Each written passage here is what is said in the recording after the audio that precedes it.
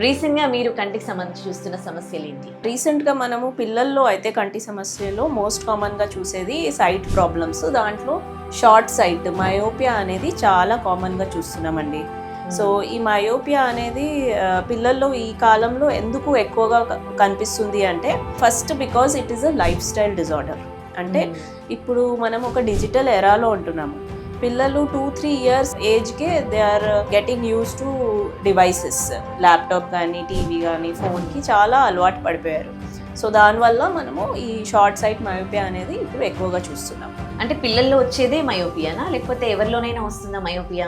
లేదండి, మయోపియా అనేది ఏ ఏజ్లో అయినా వస్తుంది, పిల్లల్లో అనే కాదు.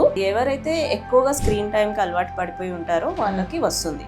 బట్ వై ఐఎమ్ కాన్సన్ట్రేటింగ్ పిల్లల్లో ఎక్కువగా అంటే ఇప్పుడు ఇది ఒక ఎపిడెమిక్, కోవిడ్ తర్వాత ఇది పిల్లల్లో ఒక ఎపిడెమిక్ లాగా ఎక్కువగా చూస్తున్నాము. So that's why I'm concentrating పిల్లల్లో ఎక్కువగా వస్తుందని స్ట్రెస్ చేస్తున్నాము.